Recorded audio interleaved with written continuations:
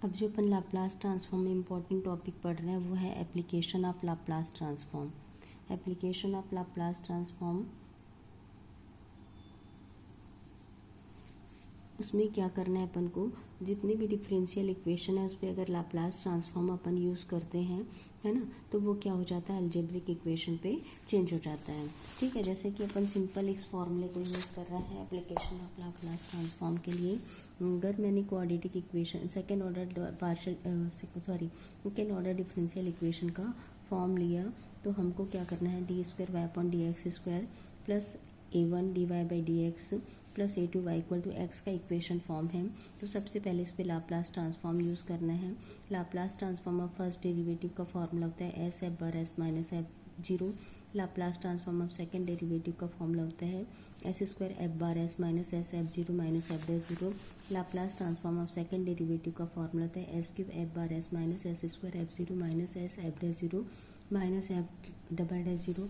मतलब जितने ऑर्डर का है उससे कम ऑर्डर तक में यहाँ पे पावर जाएगा और decreasing order of power of S के फॉर्म पे क्वेश्चन फंक्शन चलते जाएगा। जैसे nth derivative of F T का लाप्लास ट्रांसफॉर्म होगा, फर्स्ट टर्म होगा n power of F bar S minus power of S से n minus one F zero minus power of S से n minus two F dash zero. और last term क्या होगा, जैसे n term था तो यहाँ पे सेकंड डेरिवेटिव था n पावर है तो n minus one derivative of F of zero तक वैल्यू जाएगी हमारी, है ना। तो इस तरीके से अपन को फॉर्मूला यूज़ करना है। इसका मतलब ये है कि लाप्लास ट्रांसफॉर्म जब अपन यूज़ कर रहे हैं तो differential equation algebraic equation of S के फॉर्म पे अरेंज हो जा रहे हैं। ठीक है, अब उसके बाद जब रिजल्ट आएगा, इक्वेशन को अलजेब्रिक इक्वेशन को सॉल्व करना ज़्यादा आसान है डिफरेंशियल इक्वेशन को सॉल्व करने के बजाय।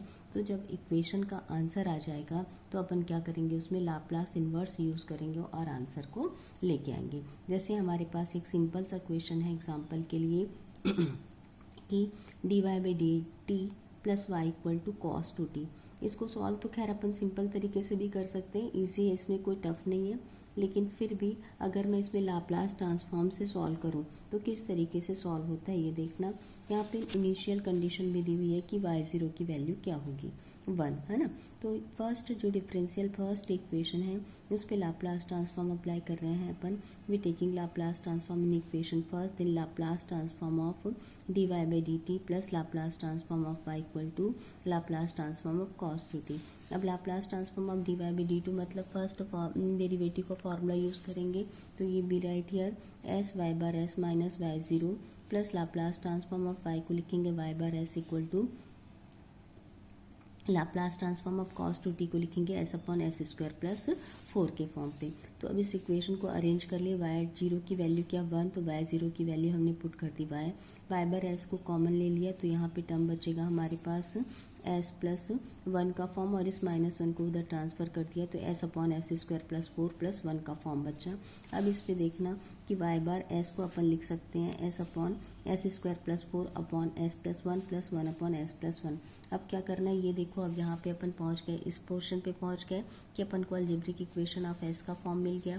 अब अपन इस पे क्या करेंगे, सिंप्लीफाई करने के लिए लाप्लास इन्वर्स लेके चलेंगे।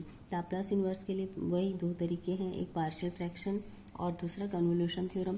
तो पार्शियल फ्रैक्शन से अपन इस प्रोडक्ट फैक्टर को क्या करें, लीनियर फैक्टर के फॉर्म पे चेंज करने की कोशिश की। इस पार्ट को तो डायरेक्ट अपन लिख सकते थे, यहाँ पे लाप्लास ट्रांसफॉर्म ऑफ इस पार्ट को अपन डायरेक्ट लिख सकते थे, यूज़ करने की ज़रूरत नहीं थी। फिर भी मैंने इसको पूरे को एक फॉर्म पे लिखा, a upon s plus 1 plus quadratic equation के फॉर्म के कारण इसको लिखा s square plus c b s plus c upon S square plus 1। बस इस पार्ट का लाप्लास ट्रांसफॉर्म अपन इन्वर्स फाइंड करेंगे, इसकी वैल्यू तो डायरेक्ट हो जाती ई माइनस टी के फॉर्म पे।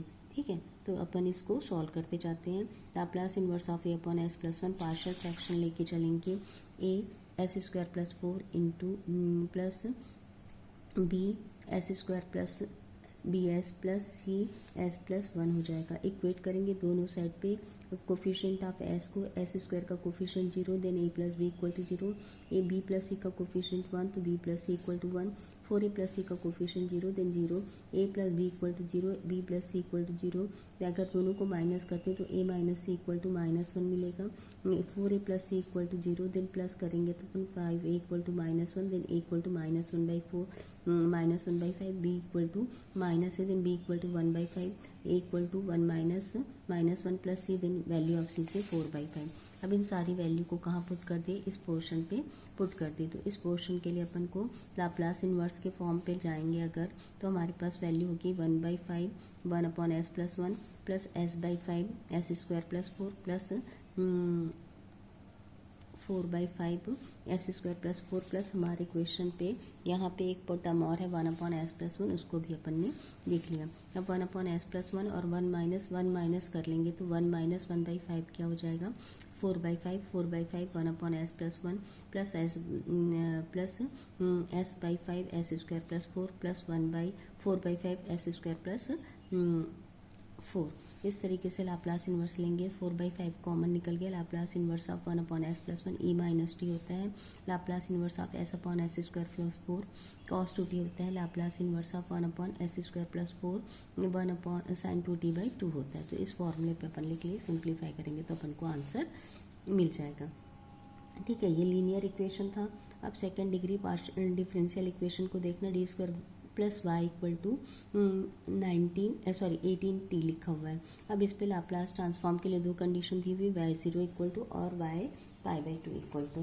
ठीक है, तो y0 की वैल्यू दी हुई है, y'0 की वैल्यू नहीं गिवन है। ठीक है, तो पहले लाप्लास ट्रांसफॉर्म यूज़ करेंगे। लाप्लास ट्रांसफॉर्म ऑफ y' होता है s² y bar s minus s y0 minus y'0 plus 9 Laplace inverse of Laplace transform of y इसे y bar s equal to 18 Laplace transform of t इसे 1/s²। अब condition है y0 की value तो दी हुई है और y'0 की value not given, then we put here y'0 is a constant value a। Then algebraic equation is a form of s² y bar s, this value is 0 minus a plus 9 y bar s equal to 18/s²। now we simplify this equation, then this equation is a form of y bar s² plus 9 equal to 18/s² plus a, then we write here y bar s equal to 18/s² s² plus 9 plus a upon s² plus 9। ठीक है,